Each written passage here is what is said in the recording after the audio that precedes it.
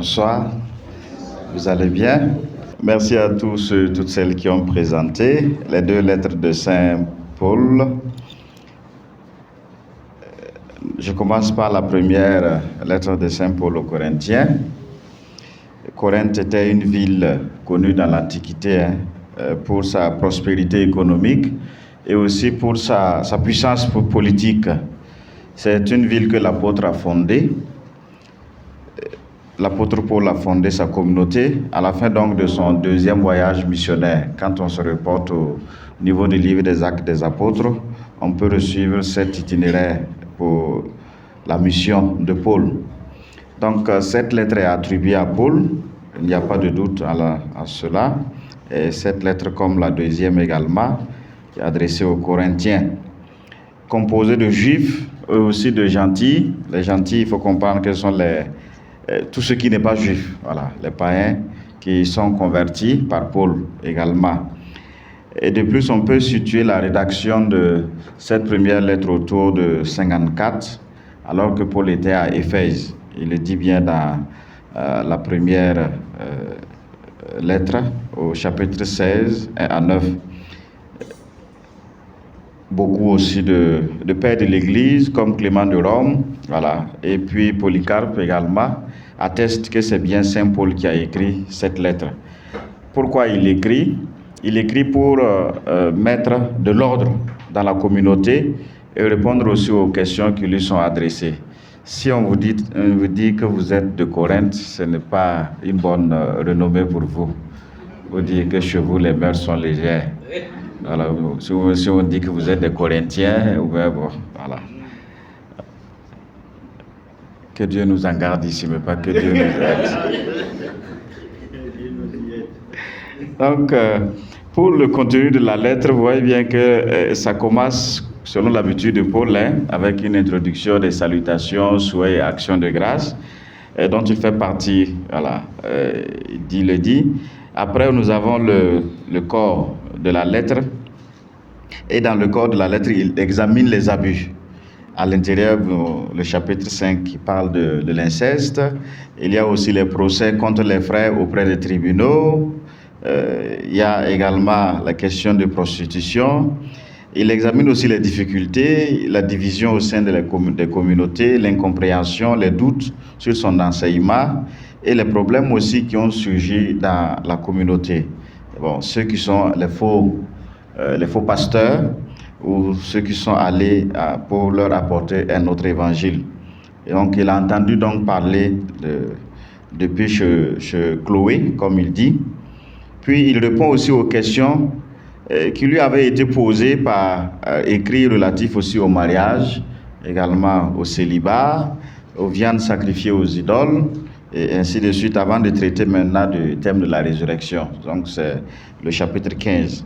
Donc, il termine sa lettre comme d'habitude par les nouvelles et les salutations à la communauté. Donc, on peut suivre facilement la première lettre aux Corinthiens et suivre comme structure, donner comme structure, prendre principalement chaque point traité dans sa lettre.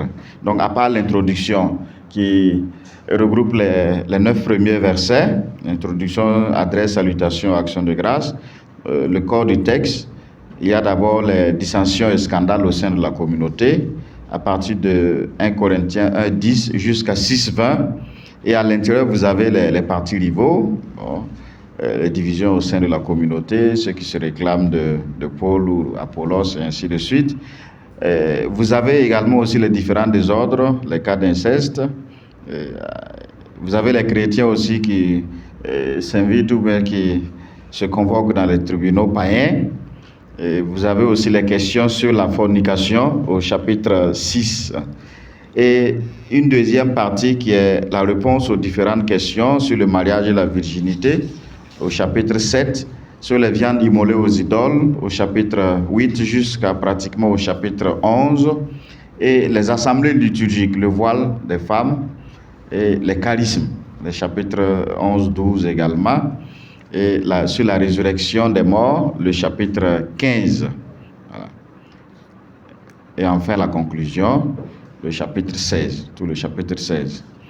pour la théologie de 1 Corinthiens, il faut dire que dans la première lettre aux Corinthiens, Paul affronte une série de problèmes de la vie de la communauté.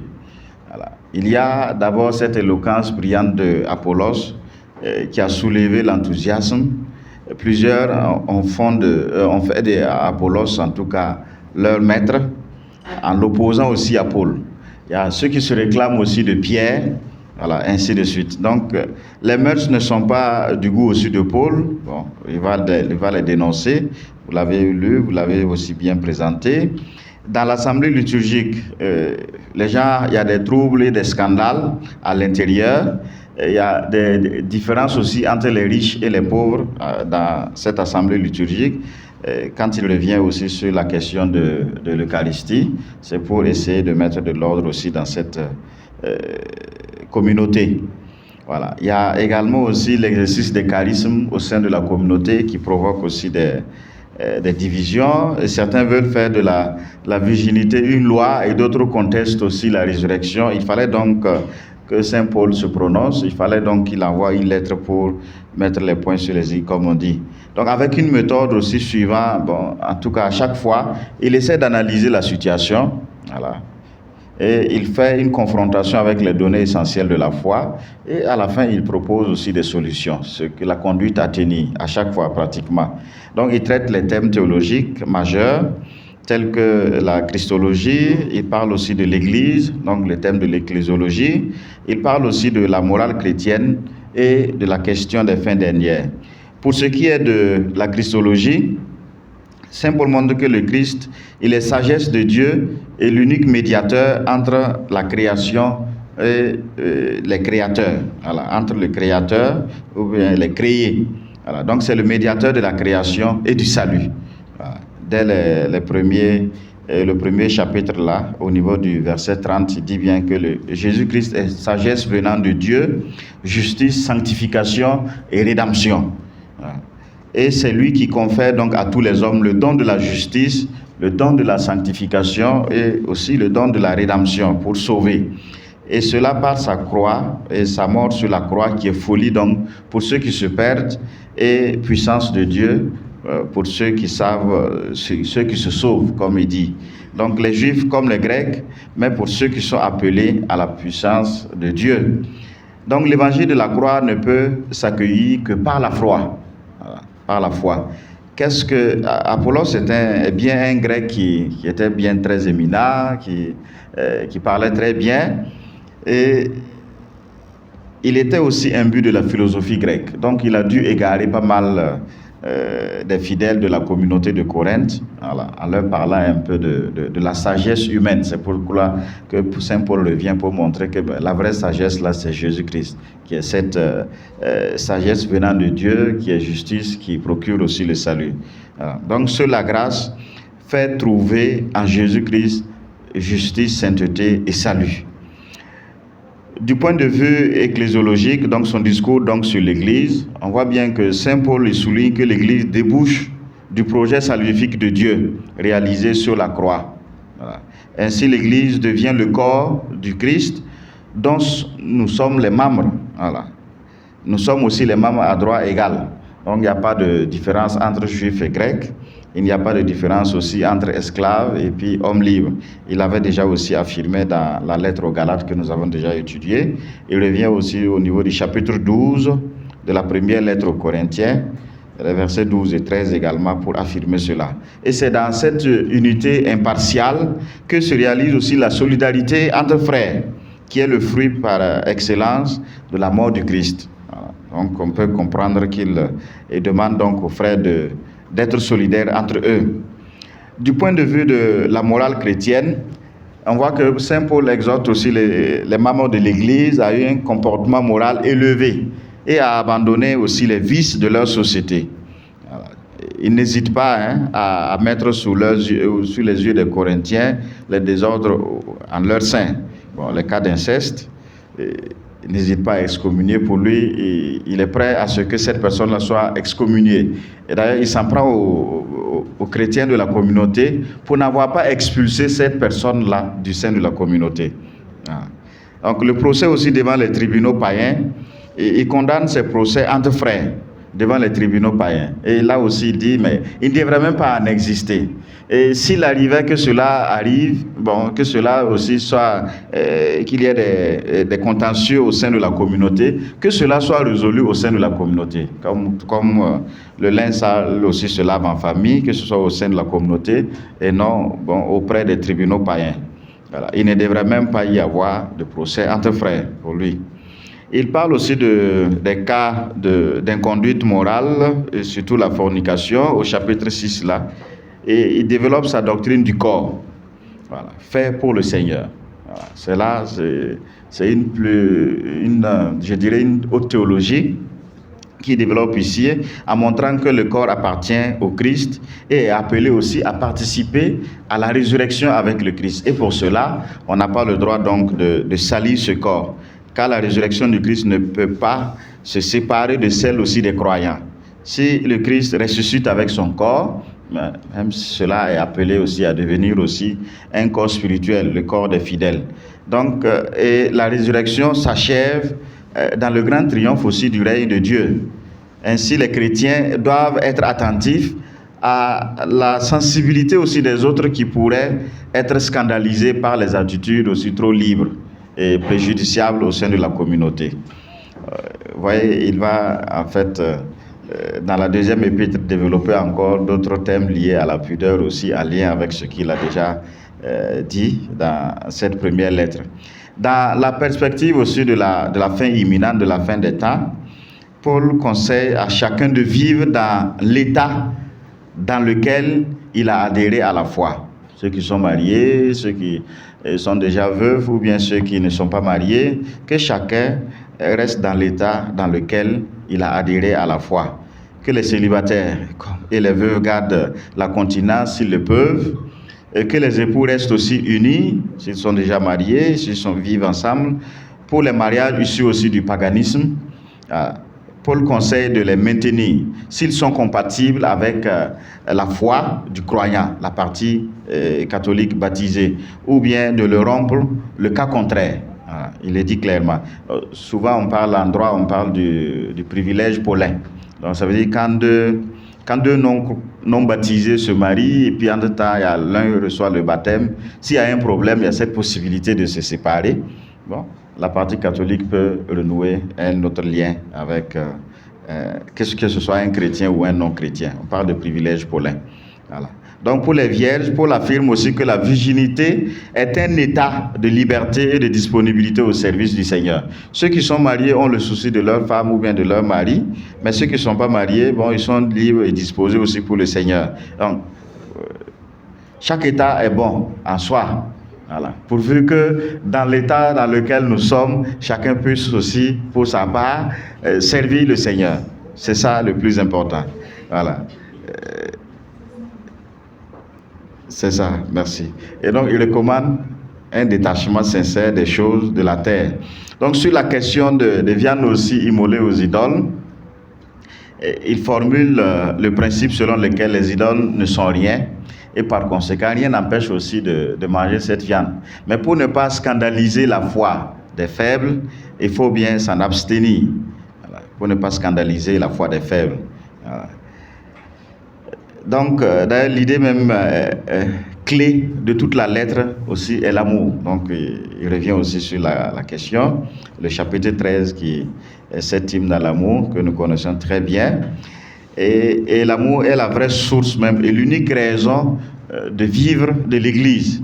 Donc, en lui, l'Église est signe d'espérance pour toute l'humanité à laquelle elle annonce l'avènement aussi d'un monde nouveau. Donc vous voyez bien que si on doit actualiser cette première lettre de Saint Paul aux Corinthiens, c'est à peu près le visage aussi de nos églises aujourd'hui. Voilà, à peu près ce visage. On a les mêmes problèmes, pratiquement. Bon. Et le danger qu'il y a à Corinthe, qui menaçait les chrétiens, et plusieurs membres du troupeau, est précisément aussi la grande tentation de nos jours. Bon, une véritable idolâtrie de la sagesse humaine, préférée aussi à la vérité éternelle de Dieu. Il y a le relâchement aussi des principes moraux.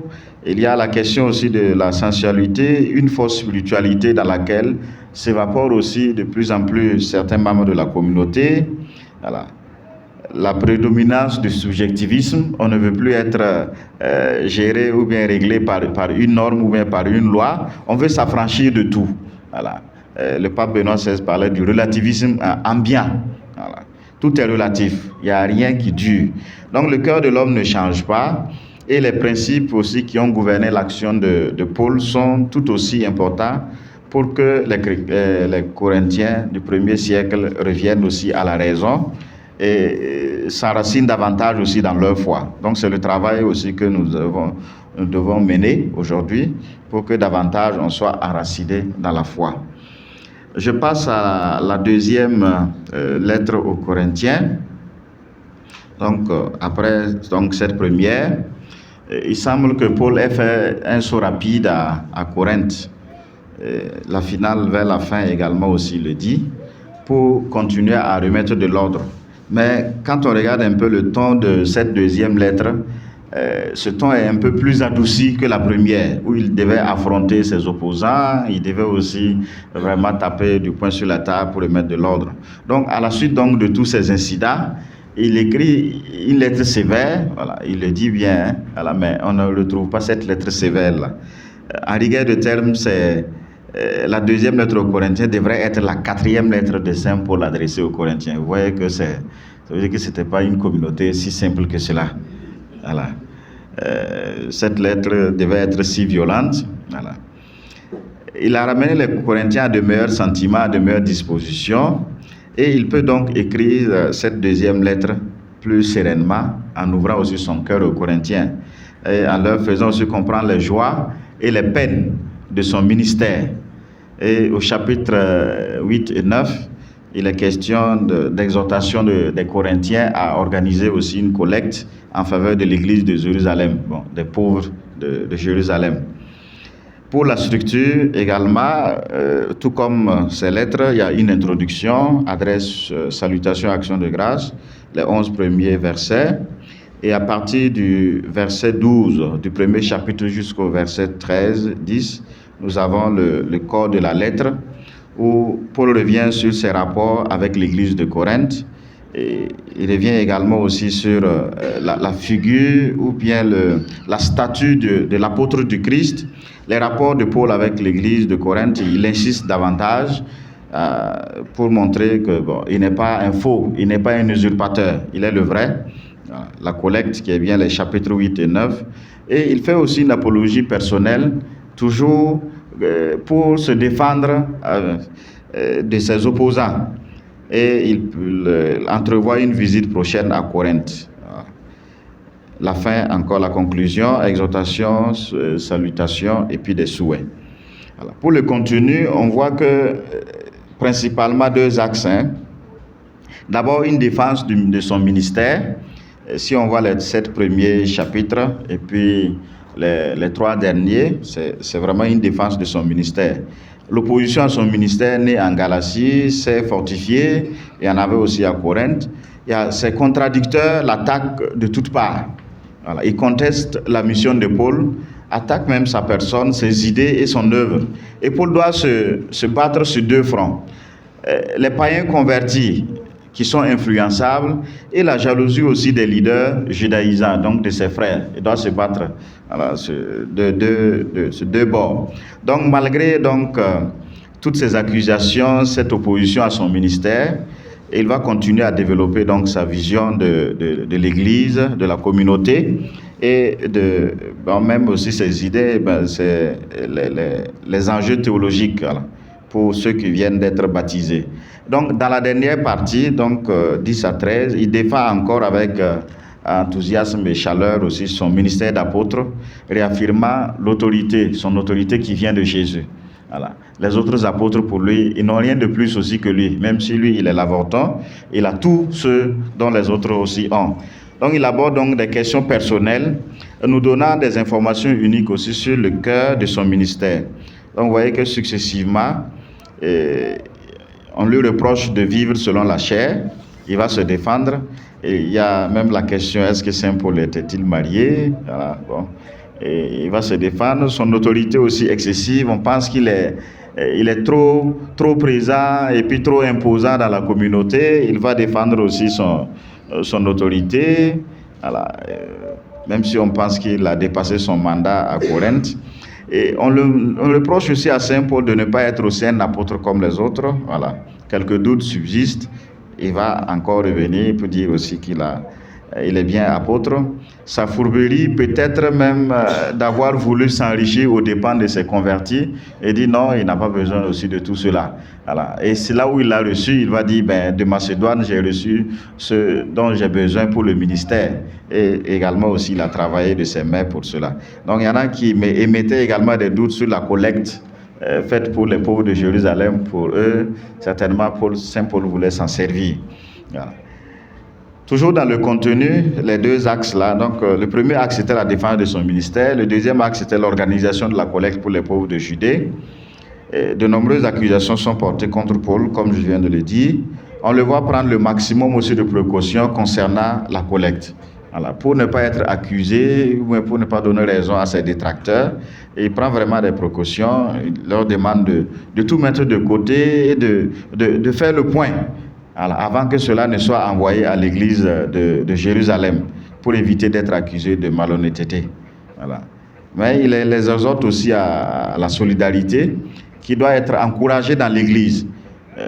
Vous avez si bien aussi présenté en parlant de solidarité entre les diocèses riches et les diocèses pauvres, par exemple. Voilà. Donc, Paul donne des conseils pratiques sur la gestion des finances, comparant la libéralité aussi à une semence aussi dans le royaume de Dieu. Donc le principe de partage restant basé sur une règle d'égalité. Une règle d'égalité. Pour la théologie de la seconde lettre de Saint Paul aux Corinthiens, il faut dire que c'est plus un écrit, je dirais, autobiographique. Voilà. Où Paul lui-même il se défend ou bien il montre en quoi consiste son ministère. Donc, il contient donc de nombreuses références aux souffrances même que Paul a endurées dans le déroulement de son ministère. Donc, les accusations, et ainsi de suite. Ses propres titres de gloire sont ses travaux, ses souffrances et sa faiblesse. J'ai l'impression même qu'il est tombé, je ne dirais pas plus bas. On l'a tellement poussé à ce que lui-même se vante devant la communauté. Voilà. Donc, sur le plan doctrinal, cette lettre nous apporte quelques contributions importantes pour notre compréhension de la pensée théologique de Paul et sur aussi l'Église primitive. Nous avons principalement aussi deux grands thèmes sur la grandeur du ministère apostolique, si on s'en tient aux deux axes majeurs du contenu, et aussi sur la solidarité inter-ecclésiale. Pour ce qui est de la grandeur du ministère apostolique, l'enjeu principal de 2 Corinthiens est de rétablir l'autorité apostolique de Paul sur l'église de Corinthe en vue de préparer sa prochaine visite. Voilà. Il a été attaqué dans sa personne, il le dit clairement, dans son caractère, il le dit, et dans son enseignement, voilà, il le dit. Il lui faut donc, bien que cela soit répugnant, refuter ses attaques pour rétablir son autorité. C'est pourquoi il défend sa conduite apostolique, son caractère et puis aussi son appel. Et donc, l'apostolat, pour lui, dans la nouvelle alliance, consiste à faire connaître le Christ. Ce n'est pas le lieu de la spéculation, pour montrer aussi son intelligence, sa sagesse. Voilà. Cela consiste simplement à faire connaître le Christ, l'envoyé du Père, qui donne aux hommes le salut éternel. Et c'est ce qui fait sa grandeur qui dépasse donc le mérite humain et qui le met au-dessus donc de l'apostolat mosaïque. Donc il revient aussi sur la loi de Moïse pour montrer que cette loi est devenue caduque. Donc les apôtres du Christ ont ainsi une mission très noble. Voilà. Ce n'est plus cette loi qu'il faut en fait montrer, parce que la loi, nous l'avons vu dans la lettre aux Galates et puis ce qu'on a présenté la fois passée, que cette loi est devenue caduque. Voilà. Moïse a donné des lois parce que le cœur du peuple était endurci. Voilà. Mais la loi de la nouvelle alliance n'est rien d'autre que la loi de l'amour, cette loi inscrite dans le cœur des disciples du Christ. Et les apôtres du Christ font participer le nouveau peuple à la vie divine dont l'action transformatrice est décrite aussi dans sa lettre, notamment au chapitre 3 et au chapitre 4. Pour ce qui concerne la solidarité inter-ecclésiale, Paul voit dans la collecte un signe d'unité et de charité qui doit régner dans l'Église primitive. Voilà. Et en effet, il démontre sa sollicitude pour les chrétiens de Judée et l'unité profonde aussi du véritable corps de Christ constitué par les chrétiens d'origine juive et d'origine païenne également. Et je pense que cela est resté dans l'Église depuis toujours. Nous avons les quêtes impérées qui se font habituellement. Bon, ça revient d'une manière ou d'une autre pour les pays pauvres ou bien pour les communautés, voilà, en difficulté. Voilà. Aussi, pour actualiser cette deuxième lettre, on voit que Paul a beaucoup à nous apprendre sur les difficultés du ministère et ses souffrances. Ceux qui propagent fidèlement l'évangile seront toujours en but aux violentes attaques des opposants ou bien de l'adversaire. Et cette lettre-là nous renseigne aussi sur le fait que Dieu aime ceux qui donnent avec générosité et que nous devons d'assister les saints. Ce qu'il appelle les saints, c'est les fidèles. Voilà. Et notre église locale, par notre contribution par nos contributions diverses. Merci beaucoup. Je m'arrête là.